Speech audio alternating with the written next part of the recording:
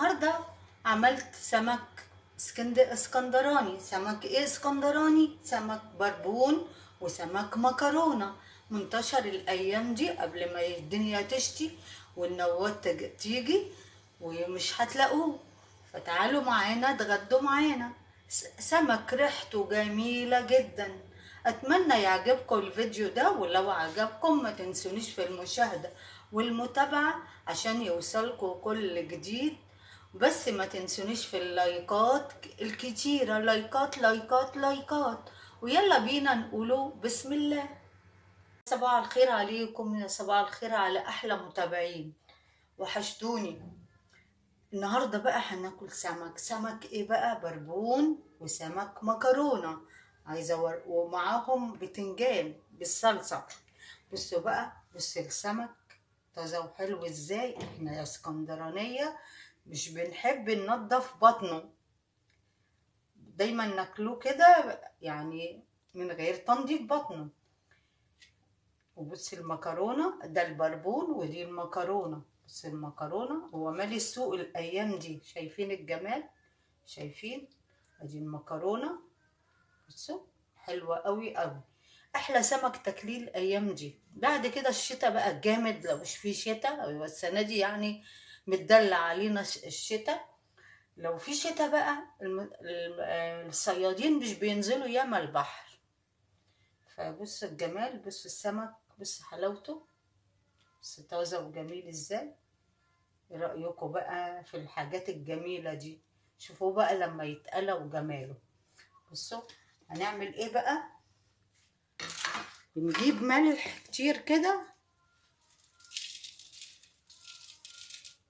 ونرشه. بصوا نقلب تاني، حط تاني كده.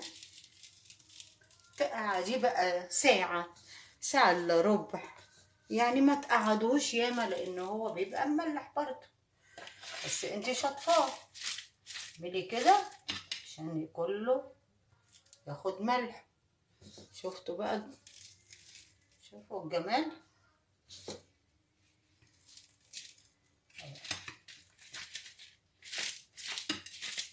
كده. واقشر البتنجان واسيبه برضو في ملح عشان ما يشربش زيت، لان بتنجان الشتاء بيشرب زيت. خلاص كده.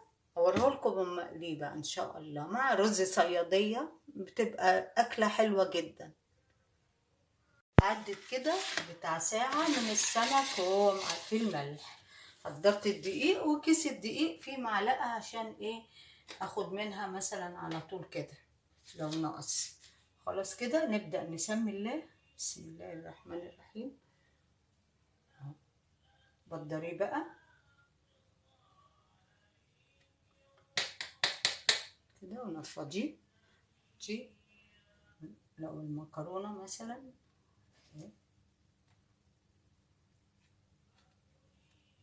بالطريقة دي كده اهي. نفضيه الدقيق. طبعا وانت بتقلي البربون الاول. دايما تقلي السمك الفاتح الاول اهو بالطريقة دي كده. عايزة تحطي معلقة نشا معاه ماشي، حلوة، بتبقى حلوة. انا دايما ساعات احط فيه معلقة نشا. خلاص كده بالطريقة دي كده. ممكن تبدريه وتسيبيه بتاع وقت كده لو مش فاضية. وتسيبيه متبدر وبعد كده تقليه، ما يجراش اي حاجة، بيبقى كمان جميل جدا.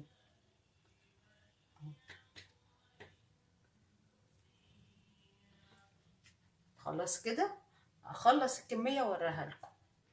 خلاص كده انا قليت، انا قصدي بدرت السمك كله بالطريقة دي. وعايزة اقول لكم حطوا الدقيق معلقتين معلقتين او معلقة عشان ما يهدرش وترميه، عشان الدقيق غالي.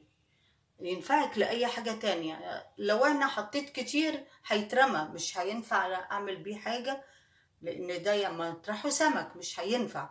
او عايزة بقى تشيليه في التلاجة وتستعمليه مرة تانية، ده براحتك. فانا برجح ان هي تاخدي على القد بالظبط، وتحطي معلقه في الدقيق وتسحبيه عشان ايدك ما تكونش مطرحها سمك. اروح بقى على البوتاجاز، بس لما احضر الصلصه بتاعه البتنجان حضر كل حاجتي واروح على البوتاجاز، مش هفضل رايحه جايه. حضري كل حاجتك واقفي مره واحده على البوتاجاز. كنت عملت مخلل لفت، وطبعا انا بعمله من غير بنجر. بص بقى، بص هنا من غير بنجر. بص يا جماعه، لما تجيبي اللفت وعايزاه ما تعمليش بنجر، جيبيها الحمرا كلها، حاولي تجيبيها الحمرا كلها، والخل والسكر بينزل اللون بتاعها.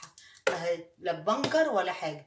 دي تاني مرة اعمل السنة دي لفت، المرة الاولانية قرب اهو يخلص تمام، ودي تاني مرة عشان اوريكم الحاجة انا بعملها من غير البنجر. بس لونه احمر.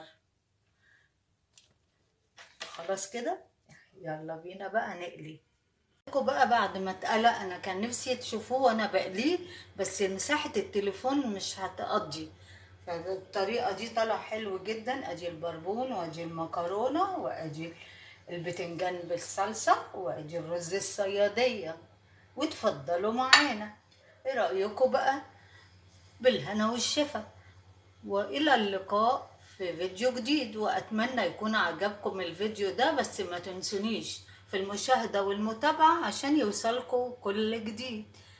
باي باي.